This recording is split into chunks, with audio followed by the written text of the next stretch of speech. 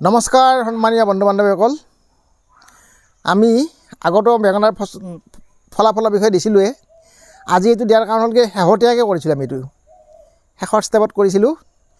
আৰু মই আৰু এটা বস্তু দেখাবলৈ গৈছোঁ, সেই শেষৰ ষ্টেপত শেহতীয়া কৰাটো বেলেগেই। আৰু এই যিটো এটা পলিথিন, এইটো 1/12 চাইজৰ পলিথিন, ইয়াত আমি দুডাল বেঙেনা দিছোঁ, এডাল নহয় দুডাল। তাৰমানে এনেকুৱা পলিথিনত দুডাল বেঙেনা দিলেও তাৰ উৎপাদন সঠিকমতে পাব পাৰি, যদিহে তাৰ সঁচটো ভাল হয়। এয়া চাওক, আমাৰ বেঙেনা এয়া প্ৰায় 1, 2, 3, 4, 5, 6, 7, 8, 9, 10, 11, 12, 13টামান আছে বেঙেনা, আৰু ডাঙৰ সৰু মিলি। আৰু কলিটো বহুত আছেই, এইবিলাক কলি পেলাই আছে, ফুলিয়ে আছে। ই বহাগ জেঠলৈকে প্ৰডাকশ্যন পাব পাৰি ইয়াৰে। ইয়াত 2-4টা ছিঙিছোঁ আমি। গতিকে এনেকুৱা যদি 2-3টাটো কৰা হয়, এটা পৰিয়ালৰ কাৰণে সদায় বেঙেনা খাই থাকিব পাৰি। আমাৰ হয়তো হ'ল কি একেলগে কৰিব নালাগে। আমি আগতে দেখুৱাইছোঁ, আজিৰ পৰা এমাহ আগত, আমাৰ 1.5 মাহমান আগত প্ৰায় দেখাইছোঁ। তাত বস্তাত আছিল, চিমেণ্টৰ বস্তাত কৰোঁতেও তাৰ প্ৰডাকশ্যন ভাল হৈছিল। সেইটো আগতীয়া আছিল, এইটো হ'ল শেহতীয়া। গতিকে শেহতীয়াকৈ কৰিলেও ইয়াৰ ভাল উৎপাদন পাব পাৰি, কেৱল তাৰ উপযুক্ত যত্ন ল'ব লাগিব। আচ্ছা, এতিয়া যদি আমাৰ এই টাবটোৰ ভিতৰত দেখিব, এইটো ছাই আছে গোটেই। আমি ছাই এটা তৰপ দিছোঁ, এইটো ওপৰত ডাঠকৈ ছাইত তৰপ দিছোঁ। তলত আছে আপোনাৰ পাত পচা সাৰ, পচন সাৰ, খলিহৈ।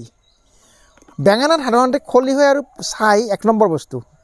খলিহৈ আৰু ছাই যদি সঠিকভাৱে দিব পাৰি, তাৰ লগত কিছু অনুপাতত গোবৰ সাৰ, পচন সাৰ যি থাকে আৰু কোনোবা এটা দিলেই হ'ল, বা কেঁচু সাৰ দি পেলাই যদি তাক উপযুক্তভাৱে মাজে মাজে পানী দি থকা যায়, আৰু পানী দি আমি এতিয়া তিতি থকাৰ কাৰণে, জীপ থকাৰ কাৰণে দিয়া নাই, পানী দিওঁতেও এটা পদ্ধতি এটা সদায় দিব নালাগে। ইয়াৰ ওপৰত যদি আমি কলৰ টুকুৰা কাটি দিওঁ, আমি দেখুৱাইছোঁ আগতে, কলৰ টুকুৰা কাটি থৈ দিলে সদায় পানী নিদিলেও কথা নাই, 2-3 দিন অন্তৰ দিলেই হ'ল। গতিকে এনেকুৱা ধৰণে যদি কৰে, তেতিয়াহ'লে হ'ব কি আপোনালোকে প্ৰত্যেকে নিজৰ নিজৰ পৰিয়ালৰ চাহিদাখিনি সুন্দৰকৈ পূৰণ কৰিব পাৰি। আৰু এই পদ্ধতিত সকলোৱে ফুল ৰুৱেই, এই পলিবেগত ফুল ৰুৱে, ফুলৰ পৰা সুন্দৰ উৎপাদন পায়। গতিকে বেঙেনা জলকীয়াত কি পাব নোৱাৰি, একে কথা। গতিকে আমি ঘৰত মাটি থকাৰ চিন্তা কৰিব নালাগে। বাৰাণ্ডাতে হওক, ছাদতে হওক, য'তেই নহওক, অকণমান ঠাই থাকিলেও আমি এনে পলিবেগ কিনি আনি নাৰ্চাৰীৰ পৰা সুন্দৰকৈ বেঙেনা, জলকীয়া, বিলাহী চববিলাক লগাই খাব পাৰোঁ, কোনো ধৰণৰ অসুবিধা নাই। আৰু অহাবাৰ আমি এইখিনি একে মাটি অলপমান ট্ৰিটমেণ্ট কৰিলে হৈ গ'ল, সেইটো লাভ আছে মাটিত কৰাতকৈ।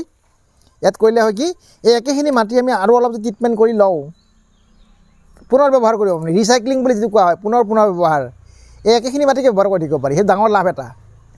ইয়াৰ সাৰ কিছুমানে ৰৈয়ে যাব, তাৰলৈ আৰু কিছু মিহলাই দিলে আমি অহাবাৰো কৰিব পাৰিম। ইয়াৰ কষ্ট কম, কোৰ মাৰিব নালাগে। গতিকে ইয়াত কৰিলে বহুত সুবিধা আছে। ঘৰৰ খোৱাৰ কাৰণে, এই ব্যৱসায়িক ভিত্তিক কৰাটো বেলেগ, আৰু ঘৰত খোৱাৰ কাৰণে এনেকৈ কৰিলেও যথেষ্ট সুবিধা আছে। দৰ্শক বন্ধু বান্ধৱীসকল, আপোনালোকে এনে কৰা আগ্ৰহী হওক, ল'ৰা ছোৱালীয়ে চাওক বেঙেনা কেনে গছত লাগে, চিধা ছিঙি নি পেলাই জুইত পুৰিয়ে খাওক, ভাজিয়ে খাওক, বা তৰকাৰী বনাই খাওক, চিধা ছিঙিলে আৰু আমি খাব পাৰিলোঁ। গতিকে সজীৱ বেঙেনা বা সজীৱ পাচলি বুলি যিটো কয়, তাৰ মজাটো ল'বৰ কাৰণে এনেকুৱা পদ্ধতি কৰিলে সকলোৱে উপকৃত হ'ব পাৰে। আৰু বটানী বা উদ্ভিদবিজ্ঞানৰ শিক্ষা বা জ্ঞান এনেকৈও সুন্দৰভাৱে পাব পাৰে। গতিকে আপোনালোকে ল'ৰা ছোৱালীয়েও শিক্ষা পালে, আমিও ফচল পালোঁ, নিজৰ অভিজ্ঞতাও হ'ল। গতিকে সকলো ফালৰ পৰা সুন্দৰভাৱে উপকৃত হ'ব পাৰি। গতিকে বন্ধু বান্ধৱীসকল, আমাৰ পদ্ধতি দেখুৱালোঁ, আমি কেনেকৈ কৰোঁ, আমাৰটো পদ্ধতি দেখুৱালোঁ। কেনে পালে, কেনে দেখিলে মন্তব্যৰে উপকৃত কৰিব, আৰু ছাবস্ক্ৰাইব কৰিবলৈ নাপাহৰিব। ধন্যবাদ।